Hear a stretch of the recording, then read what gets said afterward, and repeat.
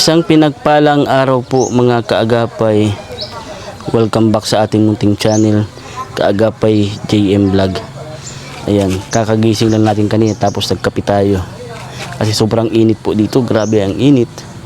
So hindi kinaya ng ating powers. Update ko lang kayo dito sa pinagagawang bahay namin ni Mayura Giselle. Kanina pagising ko natuwa ako kasi yan dito na. Nakatayo na siya hanggang ano na siya, hanggang bintana. Ayan, pag ganyan pala. Ayan o. Nakatayo na siya hanggang bintana. So bukas daw ang gagawin na. Dito naman hanggang dito. Hanggang dito ang gagawin. Ito pa lang po yung kabuuan ng kabahayan namin ni Mayura Giselle. So ayan. Malapit na siya mga kaagapay. Malapit nang tumigil ang paggawa. Instead na malapit nang matapos yan, malapit nang tumigil ang paggawa. Ayan, nakapagbuhos na rin sila sa poste. Yan, medyo matigas-tigas na, pero bukas pa daw yan matigas kasi kanina lang binuhusan. Ayan o. Ito yung mga poste, anim na poste para sa isa loob ng kabahayan. Dito sa likod ng kabahayan mga kaagapay, diyan sa may Puso Negro nila Papa, dito itatabi ko ang CR namin ni Mayura Giselle. CR, tapos katabi niyan ang kwarto na po ito. Tapos dun sa unahan ng sala, dito naman sa gilid diyan sa may bintana nila Papa parte, diyan naman ang lababo namin ni Mayura Giselle. So nakaplano na yung aming design, bongga ang aming design ni Mayura Giselle. Ang hindi lang nakaplano yung kung matatapos, hindi sigurado, yun lang.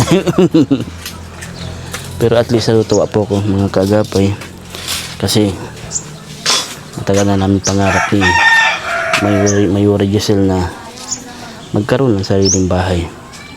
Tagal na namin pangarap yan.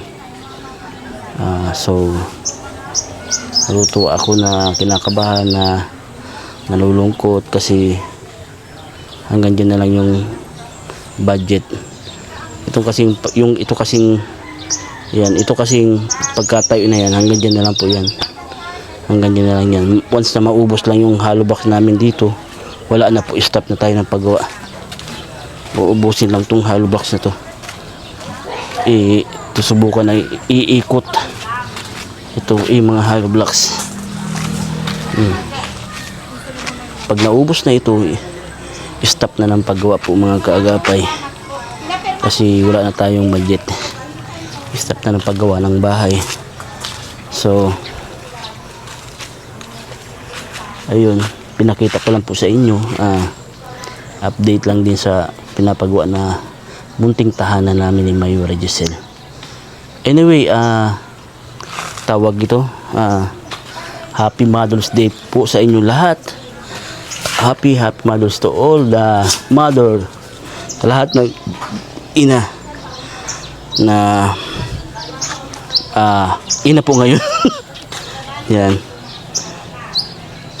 Yan, maraming salamat po sa inyo, sa lahat po ng mga ina. Gusto ko po kayong pasalamatan.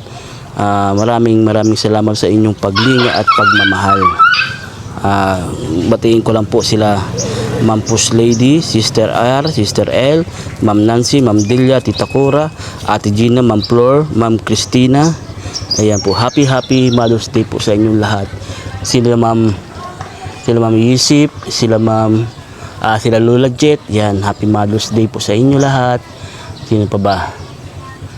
Wala akong nakalimutan, si Ma'am Flor. Yan, happy birthday, happy Mother's Day sa inyo lahat. Siyempre sa inyo ng lahat. Ayan, mahirap kasi minsan hindi ako nag-mention baga po yung mga ganitong mga pangalan kasi ko baka may makalimutan ako, baka may magtampo. So happy Mother's Day sa inyo lahat po. Pasensya na po doon sa hindi ko nabanggit. Pasensya na po, alam mo lang po tayo, may time na makakalimutin. So happy Mother's Day po sa inyo lahat. Nawa ay masigla at masaya ang inyong kaarawan ngayon. Ay kaarawan, pagiging isang ina. Ayan, happy Mother's Day po sa inyo lahat. Tandaan nyo po na kaming mga anak ay laging nagmamahal sa inyo. Lagi po namin kayo minamahal, kaming mga anak po. Maraming salamat po. Very appreciated po kasi na kung hindi dahil sa inyo, wala po kami dito sa mundo. Yun lamang po mga kaagapay. I love you all. Stay safe and God bless.